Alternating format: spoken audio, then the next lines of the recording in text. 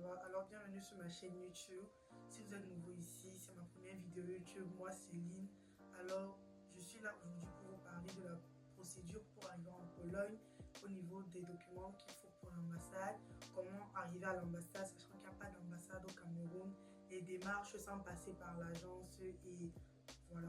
Donc si vous êtes intéressé par tout ce qui est ça, likez la vidéo, commentez n'importe quelle question que vous avez, j'essaierai de répondre et on peut attaquer la vidéo.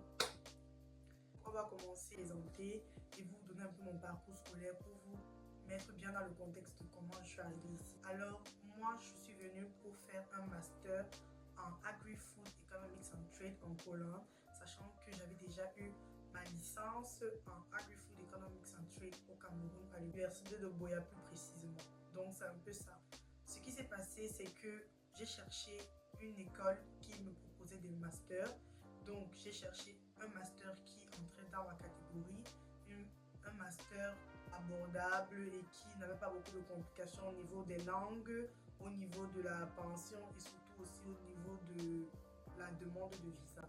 Donc c'est comme ça que ça s'est passé. J'ai fait mes recherches et je suis tombée sur la Pologne. Alors je suis anglophone, alors c'est un parcours en anglais que je fais. Donc en Pologne, il y a des parcours en anglais et des parcours en polonais. Il n'y a pas de parcours en français. Donc si vous avez une bonne maîtrise de l'anglais, vous pouvez venir. Dans cette phase de cette vidéo, on va commencer avec l'école. Alors pour la demande de visa, bien évidemment, il faut être accepté par une école puisque c'est ça notre ticket gagnant vers un pays européen. Donc ce que j'ai fait, c'est que je me suis enregistrée et j'ai payé les frais de dossier sur le site de l'école pour un master. On m'a demandé de scanner certains documents et de les mettre sur le site de l'école. Ce que j'ai fait. Alors les documents que mon école en particulier m'a demandé, c'était mon bac, anglophone bien sûr, parce que comme je disais tantôt, vous pouvez venir avec votre bac francophone, mais vous devez prouver que vous avez un niveau en anglais. Donc, document qui prouve que vous avez fait des cours de langue en anglais, soit une attestation que vous avez fréquenté en anglais, ce qui était mon cas. D'anglais à mon université que j'avais déjà, que j'ai mis sur le site bien évidemment. J'ai mis ma licence, le document de ma licence et j'ai mis mes relevés de notes. C'est tout ce qu'on me demandait. On ne me demandait pas plus par mois. Donc si vous êtes un anglophone, vous n'avez pas besoin de faire autant de démarches, aller faire le IELTS pour apprendre le polonais et tout. Si vous avez fréquenté en anglais, vous pouvez avoir directement une attestation de langue de votre université directement. Donc c'est ce qui s'est passé. Une semaine plus tard, l'école m'a recontacté pour me dire que j'avais été acceptée et qu'ils allaient m'envoyer les documents nécessaires pour l'école plus tard. Alors comme vous pouvez le voir, voici certains documents qu'ils m'ont envoyés. Ces 4 documents qui sont très importants avec lesquels on doit partir à l'ambassade avec. Donc il y a le document d'invitation, il y a le document qui prouve que vous avez été accepté par l'école et aussi le document pour confirmer que vous avez un logement qui est très important pendant la demande de visa. Donc à ce niveau, donc, la majorité de mes amis sont en Europe, ce qui a été un boost pour moi parce que c'était des piliers pendant ma procédure puisqu'ils m'ont beaucoup aidé avec des informations et autres. C'est même par un ami que j'ai trouvé une école en Pologne qui était vraiment pas moins chère puisque je paye 1000 € pour une école, ce qui est presque le même prix que je paye au Cameroun pour mon master. Vous avez besoin des informations. Vous n'avez pas besoin de payer un agent. Vous n'avez pas besoin d'un agent qui va commencer à causer avec l'école pour vous. Parce que croyez-moi, si vous commencez à utiliser un agent maintenant, quand il va falloir que vous causez vous-même avec l'école, ça sera très compliqué parce qu'il y aura cette difficulté-là. Donc moi, je vous conseille toujours de faire votre procédure de vous-même. Vous pouvez le faire. Si vous êtes trop occupé, maximum, cherchez des personnes pour la certification de vos documents et la légalisation, mais pas pour votre école. Vraiment, votre école, vous devez la faire vous-même. Vous-même. Donc, c'est comme ça que moi, j'ai fait. J'ai utilisé aucun agent. J'ai fait tout de moi-même. Les certifications, les demandes à l'école, les mails, les authentifications, les recherches. J'ai tout fait de moi-même. Donc, je vous conseille de le faire vous-même pour avoir encore plus de poids pendant votre interview à l'ambassade. Fini et que l'école m'avait donné tous les documents nécessaires, il fallait maintenant aller à l'ambassade de Pologne. Pour les Camerounais, puisque je parle pour les Camerounais et je parle en français aussi pour toucher un plus large nombre de Camerounais, sachez qu'il n'y a pas d'ambassade de Pologne au Cameroun. Alors, il y a un consulat à Yaoundé, à Bastos, qui délivre pas de visa. Ils font juste des légalisations maximum, mais ils ne délivrent pas de visa. Alors, ce n'est pas vraiment utile. Ce que vous devez faire, c'est aller au Nigeria, comme ce que moi j'ai fait. Vous pouvez le voir, je suis allée au Nigeria, j'ai pris le bus parce que je me suis rendu compte qu'un billet d'avion pour aller au Nigeria coûte plus de 600 000 francs CFA seulement l'année sans compter le retour.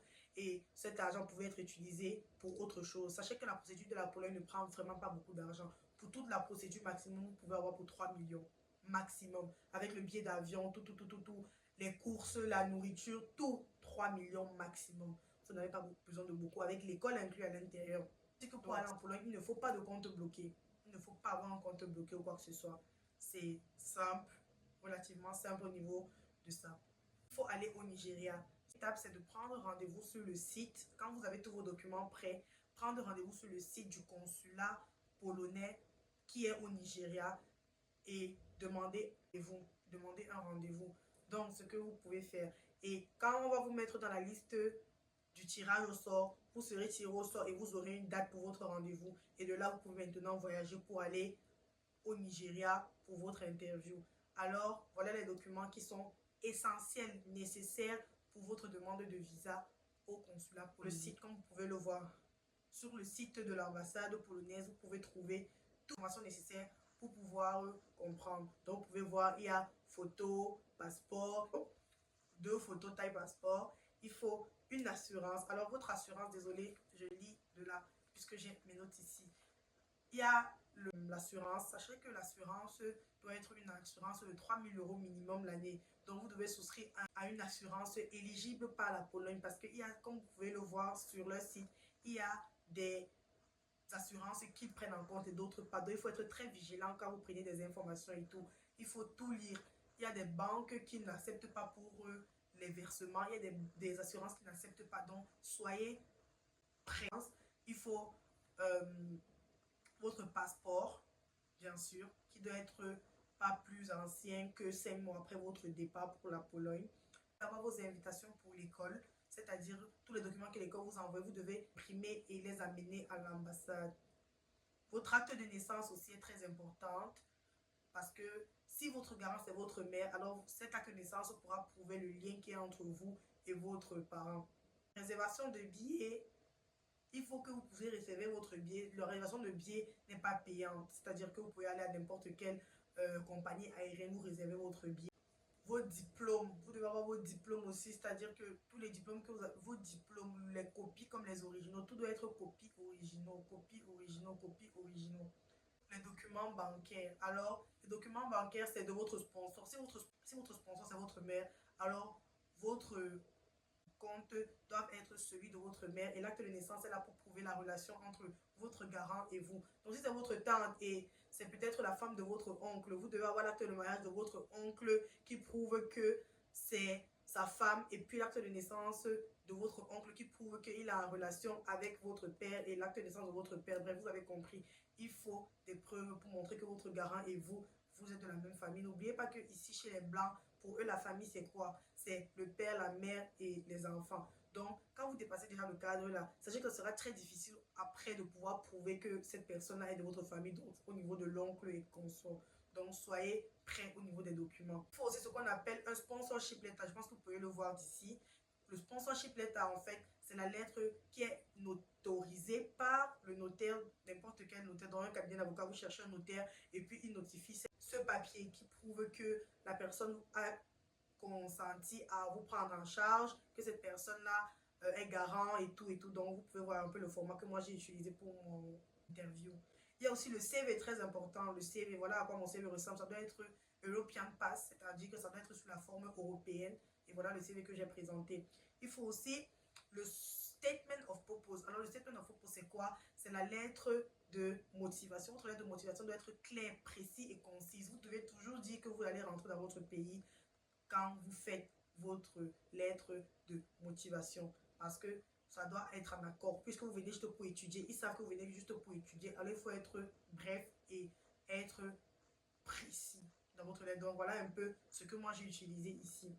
Documents supplémentaires que j'ai eu à utiliser, hormis les documents que voici, qui sont sur le site et tout.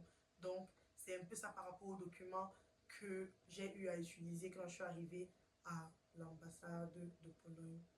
Alors, au niveau des questions qu'on m'a posées, je les ai écrites là, d'accord. Quand vous arrivez au niveau du consulat polonais, on va vous donner une carte de l'Europe et on va vous demander de localiser 2 ou 3 pays européens. Toujours commencer avec le pays Pologne. Toujours commencer avec la Pologne et mettre d'autres pays aux alentours et tout. Et puis, on va vous donner des questions mathématiques, mais qui sont relativement assez simples. Et au niveau des questions, on va vous demander pourquoi vous avez choisi la Pologne. Et il faut être très bref et concis dans votre réponse. Par exemple, moi, quand on m'a demandé pourquoi choisir la Pologne, j'ai dit choose Poland after a lot of research. But I think what attracted me the most to the country is the level of education, the security, and also its openness to international students. As someone who values discipline, curiosity, and learning new things, I look forward to studying with people coming from different horizons, and I think Poland is the best place for me not only to grow personally but also academically. So voilà, c'est ce que moi j'ai dit en fait à l'interview. Donc ça fait très naturel, mais en même temps c'est des trucs travaillés. Il y a aussi, on m'a demandé de connaître, de citer quelques de mes matières que je devais avoir ici, sachant que je viens pour un master. On m'a demandé comment est-ce que je vais payer, donc tu dis le nom de ton sponsor. Votre lettre de motivation doit être en accord avec ce que vous allez dire là-bas.